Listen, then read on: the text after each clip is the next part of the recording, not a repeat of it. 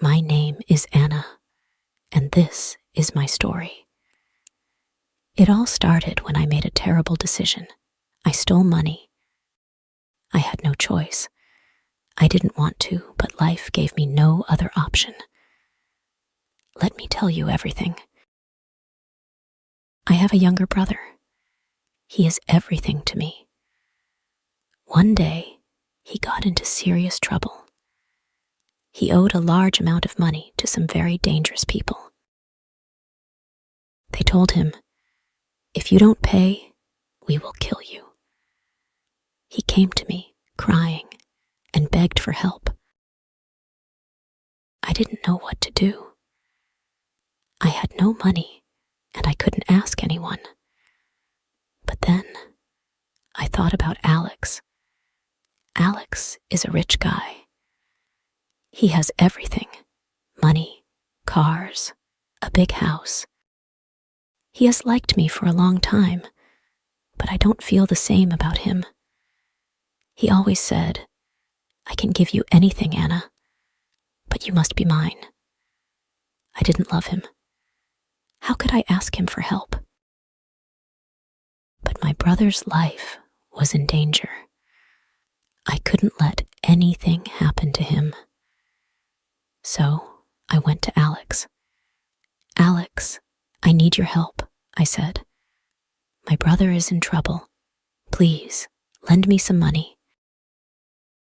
Alex smiled and said, "I will give you all the money you need, Anna. But there is one condition." "What is it?" I asked, feeling nervous. "You must marry me," he said. I froze. I couldn't believe his words. How could he say that at such a time? I told him no. I told him I didn't love him. But Alex didn't care. He said, "If you want the money, you must be mine." I was desperate. My brother needed me. I thought about it and finally agreed. Alex handed me the money. I took it, but deep down, I knew I couldn't marry him. That night, I went to his house again. I wanted to return the money and end this, but Alex didn't listen. He came closer to me, smiling in a way that made me feel scared. I panicked. On the table, there was a vase. I grabbed it and hit Alex with it. He fell down. I didn't wait. I took the money and ran. I ran for a long time until my legs felt weak. Then I saw a small house. It was quiet and the lights were off. I knocked on the door. A young man opened it. His name was Jack. He looked surprised to see me. "Please," I said, "help me. I have nowhere to go." Jack looked at me for a moment. He nodded and said, "Come in." I stayed at Jack's house for 3 days. During that time, the police came, looking for me. Alex must have called them. They searched everywhere, but didn't find me. Jack helped me hide. He was so kind to me. I told Jack everything. About my brother, about Alex, and why I stole the money. Jack listened without judgment. He didn't get angry. He just said, "You did what you had to do for your family." Jack was different from Alex. He was calm, kind, and understanding. He made me feel safe. After 3 days, it was time for me to leave. I didn't want to, but I couldn't stay there forever. I thanked Jack for everything and said goodbye. But something strange happened. As I walked away, I couldn't stop thinking about him. His face, his voice, his kindness. It was all I could think about. Why can't I stop thinking about Jack? I asked myself. Do I like him? No, it's not possible. I just met him. But the more I thought about it, the more I realized the truth. I did like him. No, I loved him. I didn't know what to do. Should I go back and tell Jack how I feel? Or should I keep running? My heart was full of questions. But one thing was clear. I couldn't forget him. Jack changed my life. He showed me what kindness and love really mean. And now, I can only hope that one day I'll see him again. Days turned into weeks, but my thoughts didn't change. I couldn't forget Jack. Every time I closed my eyes, I saw his face. Every time I sat alone, I remembered his words. My heart was restless. My brother was safe now. I had used the money to pay off his debt. The dangerous people left him alone, and I was happy about that. But deep inside, I felt empty.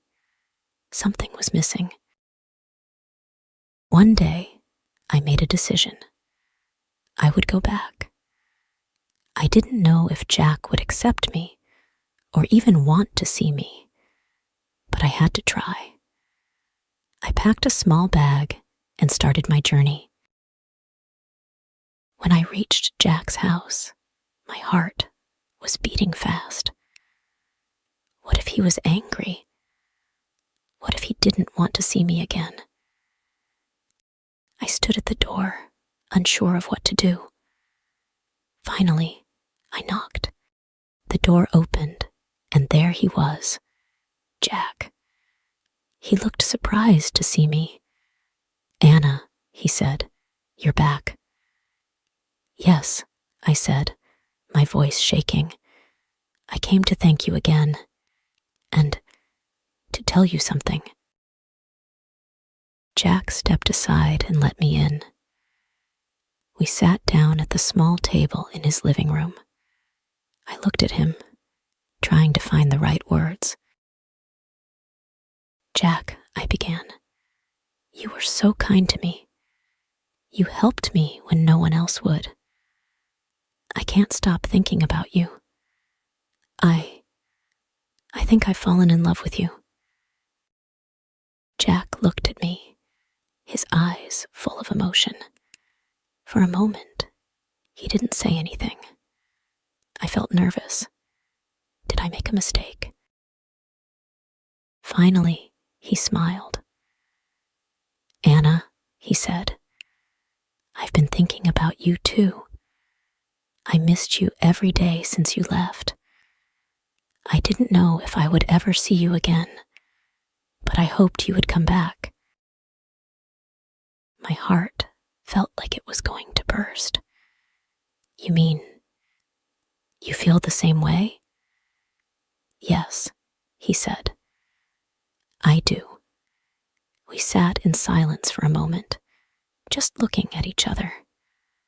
I couldn't believe it. Jack cared about me as much as I cared about him. Over the next few weeks, Jack and I spent a lot of time together. He showed me his garden, his favorite books, and even his old guitar. He made me laugh and feel safe, something I hadn't felt in a long time. But life wasn't so simple. Alex hadn't given up. He wanted revenge. One evening, while Jack and I were sitting outside, we heard a car approaching. My heart sank. I knew it was Alex. He got out of the car with two men. They looked angry. Alex walked toward us. "Anna," he said, "you thought you could steal from me and run away." Jack stood up and stepped between us. "Leave her alone," he said firmly. Alex laughed. "And who are you? Her protector? Stay out of this." "I won't let you hurt her," Jack said. The tension was thick. Alex's men started to move closer, but Jack didn't back down. He looked strong and calm, but I could see he was ready to fight if he had to. "I'll call the police," Jack said. "Do you really want more trouble, Alex?" Alex hesitated. He didn't want the police involved. Finally, he sneered and said, "This isn't over, Anna. You owe me." Then he turned and left. After that night, Jack and I decided to leave the town. It wasn't safe anymore. We packed our things and moved to a small, quiet village far away. Life in the village was peaceful.